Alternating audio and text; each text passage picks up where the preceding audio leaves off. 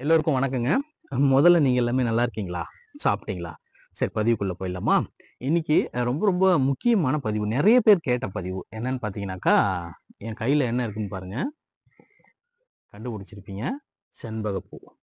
இந்த செண்பக பூச்செடிய எப்படி நல்லா வளர்த்து, அதுல நெறைய பூக்கள் பூக்க வைக்கலாம் அப்படின்றத பத்தி தான் பார்க்க போறோம்.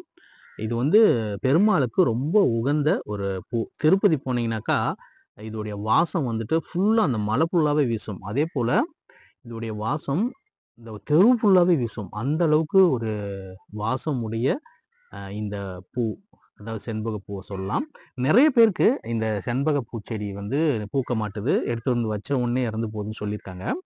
அ ஒரு சில உரங்கள், ஒரு 3 உரங்கள் இத மட்டும் நம்ம குடுத்துட்டு வந்தா போதும். உங்க செண்பக பூச்செடியில நல்லா வளர்ந்து நெறைய பூக்கள் வந்து பூக்கும். சரி, அத பத்தி விரிவா பார்த்துடலாம் வாங்க.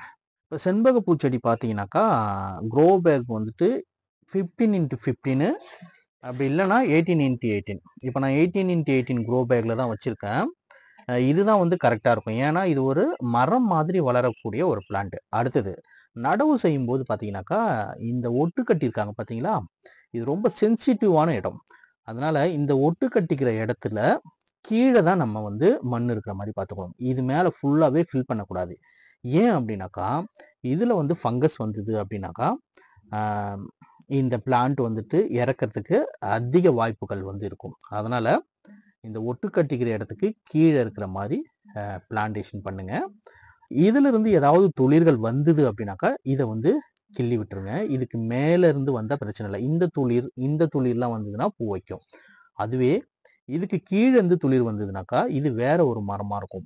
அப்போ என்ன ஆகும்னாக்கா, இது வந்து பூ பூக்காது. இது வளர்ந்துகிட்டே போகும். இந்த செடியோடைய குரோத் வந்துட்டு கம்மியாயிடும்.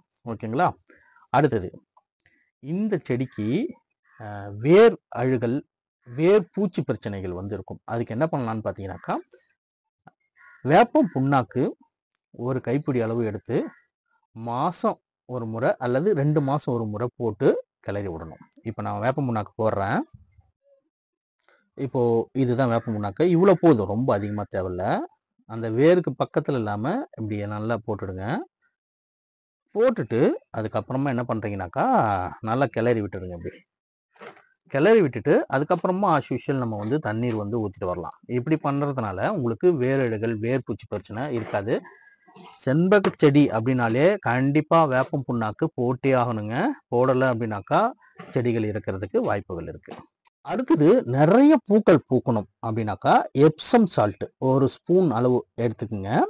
15 நாளுக்கு ஒரு முறை அப்படியே வேரை சுத்தி, வேர்னா வேருக்கு பக்கத்துல தேவையில்ல, பக்கத்துல போட்டா கூட ஒன்றும் பிரச்சனை இல்லை.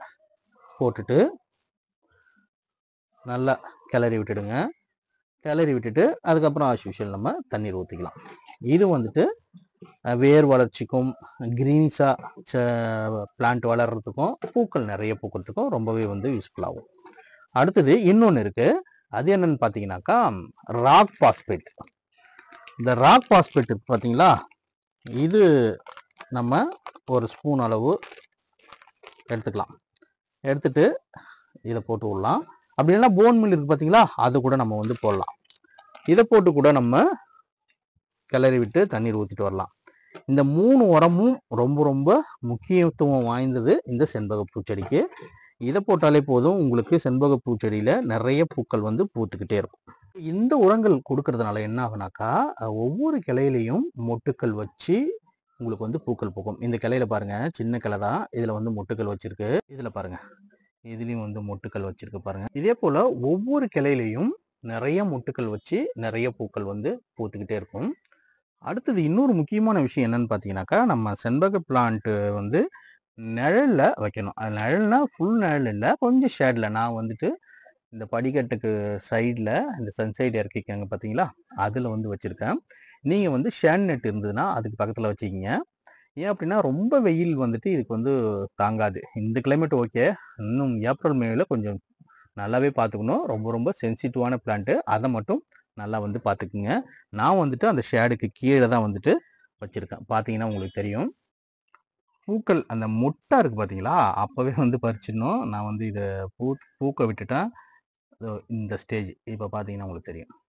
இதுக்கு முன்னாடி ஸ்டேஜில் கூட நம்ம பறிச்சிடணும். இந்த மாதிரி பூ பூத்துருச்சுனாக்கா இந்த இதழ்கள் எல்லாமே வந்து கொட்டிக்கும். பெருமாளுக்கு ரொம்ப ரொம்ப பிடிச்ச ஒரு பூச்செடின்னு பார்த்தீங்கன்னா இந்த செண்பக பூச்செடியை நம்ம சொல்லலாம். இப்போ இதில் வரக்கூடிய பூச்சி தாக்குதல்னு பார்த்தீங்கன்னா இந்த தண்டுகளில் செதில் பூச்சிகள் வருங்க. அதுதான் மெயின்.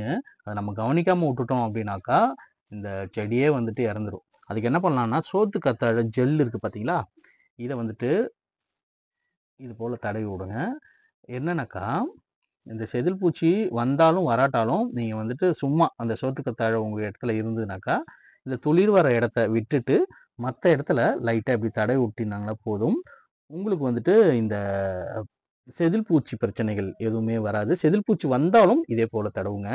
ரொம்ப அதிகமாக இருந்ததுன்னா பூண்டு இருக்குது பார்த்தீங்களா, அதை நல்லா அரைச்சி கையில் க்ளவுஸ் போட்டுக்கிட்டு அதை கூட இப்படி வந்து தடவி விடலாம். அடுத்தது இங்கே இருக்குது பார்த்தீங்களா, இந்த ஒட்டு கட்டின இடம் இங்கே கூட நம்ம வந்து ஃபங்கஸ் வராமல் இருக்கிறதுக்காக இது போல் வந்துட்டு அந்த சோத்துக்கத்தாழை பார்த்தீங்களா, அதை வந்து தடவி விடலாம். இந்த செண்பக பூச்செடி வந்துட்டு பெரிய மரம், அது காடுகளில் தான் வளரக்கூடியது. ரொம்ப சென்சிட்டிவான பிளான்ட்டு. அதை வந்துட்டு நம்ம மாடியில் வளர்க்கும் போது ஒட்டு கட்டி விற்கிறாங்க. இந்த விதையிலிருந்து வளர்க்கறத வாங்காதீங்க. அதெல்லாம் வந்து ஒரு 60 ரூபா 90 ரூபாய்க்குள்ளே இருக்கும்.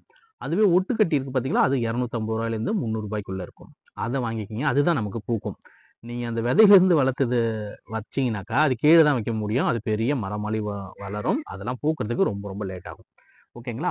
அடுத்தது வாங்கிட்டு வந்து வச்சு இதை வந்துட்டு 18x18 அல்லது 15x15 க்ரோ பேக்கில் ஆஸ்யூஷுவல் என்ன மண்கலவையோ அதை ரெடி பண்ணிக்கிங்க. முக்கியமாக அதில் வந்துட்டு எப்சம் சால்ட்டு, அப்புறம் வேப்பம் புண்ணாக்கு, அடுத்தது ராக் பாஸ்பேட் இதை கொஞ்சம் சேர்த்துக்குங்க. இதை சேர்த்துக்கிட்டீங்க அப்படின்னாக்கா மண்கலவை இன்னும் தரமாக ரெடி ஆகிடும். உயிர் உரங்கள் ஆஸ்யூஷுவல் இதெல்லாமே ரெடி பண்ணி அதுக்கப்புறமா நீங்கள் வந்துட்டு நடவு செய்யலாம். அப்புறம் என்னங்க, உங்கள் செண்பக செடிக்கு இந்த 3 உரங்களை கொடுத்து பாருங்கள். நீங்களே நம்ப மாட்டீங்க, தாறுமாறாக பூத்துக்கிட்டே இருக்கும். உங்கள் வீட்டில் செண்பக செடி இருக்கா, இப்போ எப்படி பூக்குது அப்படின்றதையும் கண்டிப்பாக கமெண்ட்டில் பதிவு பண்ண மறக்காதீங்க. மீண்டும் அடுத்த பதிவில் சந்திக்கிறேன். நன்றி, வணக்கம்.